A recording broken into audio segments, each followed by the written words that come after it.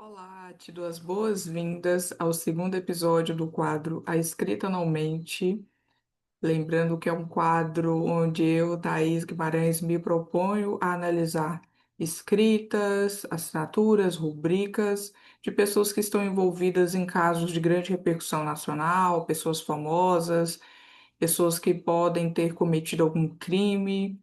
O objetivo é divulgar como a grafologia científica nos ajuda a compreender o comportamento humano, a compreender como as pessoas funcionam e, é claro, não substitui avaliações psicológicas, psiquiátricas ou jurídicas. Então, vem comigo que o caso de hoje é muito interessante. Quem está na mira da grafoanálise de hoje é o polêmico caso do Jeffrey Epstein. Você já deve ter visto alguma coisa sobre ele. Recomendo você pesquisar um pouquinho para entender o contexto, até para eu não ficar me delongando aqui, mas já vou compartilhar a minha tela com a rubrica dele, para que você possa conhecer o que que a escrita dele traz, se já é condizente com todas as polêmicas envolvidas no nome dele. Então vamos lá. Você talvez nunca tenha tido contato com grafologia científica, mas eu vou tentar ser o mais didática possível para não ficar muito técnico. Primeiramente, nós iremos analisar o movimento da escrita, o percurso que o traço faz no papel, porque não deixa de ser uma representação de como a pessoa funciona. Então, primeiramente, nós observamos que o traço começa na zona inferior. O que que isso quer dizer? Toda palavra na grafologia é dividida em três zonas. Tem a zona inferior, a média e a superior. Então, ele começa o traço lá embaixo, que corresponde ao id, se formos falar de uma analogia, a segunda tópica do Freud, né? Do id, ego e superego. Então, ele começa lá no id, que é a questão dos instintos, dos impulsos, da agressividade. Ou seja, se o traço inicial ele nasce nessa zona, isso quer dizer que ele já começa as ações, os relacionamentos com agressividade. Porém, é uma agressividade camuflada, que você percebe que, por mais que o traço nasça na zona dos instintos, ele é curvo. A curva, ela vai falar de amabilidade, docilidade, simpatia. Então, tem uma agressividade inicial, sim, porém latente, né? Camuflada. E ele segue o percurso do traço, passa pela zona do ego, que é a parte central da escrita, segue na parte de cima, que é a zona do superego, né? Superego, supereu, o ideal do eu na psicanálise. E ele passa então por essa zona, né, que é a zona das ideias, do eu ideal, e perceba que até chegar aqui na parte de cima, quando ele vai caminhando aqui para a parte de cima, a escrita está mais clarinha. Depois, quando ele faz um percurso para retornar para a zona dos instintos, que ele tem que descer, né, tem que fazer um traço para baixo, essa descida ela ganha mais pressão, mais força, ele coloca mais força na caneta para poder escrever. Isso reforça a agressividade, por quê? Então começa aquela agressividade, só que mais latente, mais sorrateira e com menos força na caneta para poder escrever. E aí, à medida que ele vai ficando mais à vontade nos relacionamentos, né, que a escrita vai progredindo, ele coloca mais força para escrever. E observa que movimento curioso, né, que ele faz uma onda na rubrica. Tem duas interpretações possíveis. A primeira diz da estabilidade do humor. Então, na grafologia, a direção de linha fala sobre humor, vontade, energia, ânimo, mostra essa instabilidade emocional, essa vulnerabilidade ao que acontece com ele. Em segunda, uma segunda interpretação é justamente o comportamento dele na sociedade, né, que eu chamo de bagre ensaboado. Então, ele entra e sai das situações embaraçosas.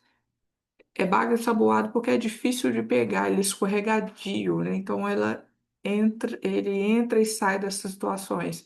Tem uma flexibilidade exagerada, por assim dizer. E aí você observa que o traço ele vai ganhando então uma expressão, retorna para as zonas dos instintos e vai em direção ao outro, porque a margem direita diz do outro, margem esquerda o eu.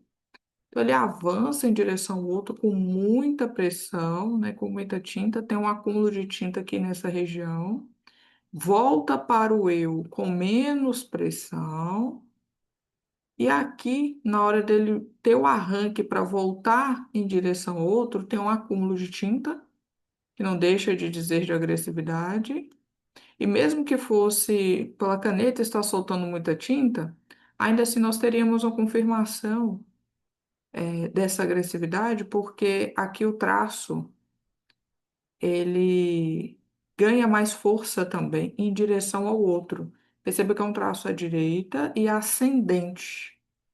Então é um traço que é, antes de ser anguloso, ele era curvilíneo, essa mistura de amabilidade com agressividade, só que é uma agressividade que ele deixa para o final, né, quando ele já ganhou espaço, já ganhou terreno, porque nesse momento aqui, olha, que esse traço pontiagudo aparece. Antes era só curva, e agora tem esse traço pontiagudo na direção do outro.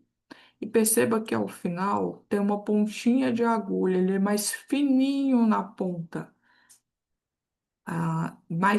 com menos tinta, como se assemelhando a uma ponta de agulha, que na grafologia nós chamamos de pressão acerada. A pressão é a força que a pessoa coloca no papel. A pressão acerada ou em ponta de agulha tem uma interpretação positiva de curiosidade, de perspicácia, de sagacidade, mas em escritas de contexto agressivo, que é o caso, como você já viu, também vai dizer de uma necessidade de ferir o outro. Essa ponta de agulha, ela tem essa conotação de ferir. E por que disso? Porque é ferir o outro, porque o traço está apontando para a direita é o outro. Se fosse um traço voltando para a esquerda, era autoagressividade, que poderia ser até um caso, por exemplo, de autoextermínio, infelizmente comum, né? Em escritores que fazem esse traço de agressividade voltando à esquerda, mas como é à direita, é uma agressividade direcionada para o outro. Então, aqui no caso do Jeffrey Epstein, a gente consegue perceber essa mescla de ângulo e curva, essa agressividade sorrateira de início que depois se torna mais evidente, uma agressividade que se torna mais explícita quando ele já ganhou terreno, ele já ganhou familiaridade. E perceba que ele não respeita a linha, né? Ele começa lá embaixo, não tem problema nenhum. A pessoa começa o traço lá inferior. A questão é que a gente percebe que na maioria das vezes ele não se coloca na linha. E tem esse traço que vai muito para baixo, né? Muito com essa profundidade nas zonas dos instintos, mostrando também essa agressividade, essa maleabilidade exagerada, que quer dizer mais de mobilidade em benefício próprio. Bom, então, foi uma análise rápida. Se você gostou, deixa o seu like, é de graça. Deixe seu comentário se for alguma dúvida. Sugira, outros casos para que eu possa analisar aqui. Não deixe de se inscrever, porque o terceiro episódio é imperdível.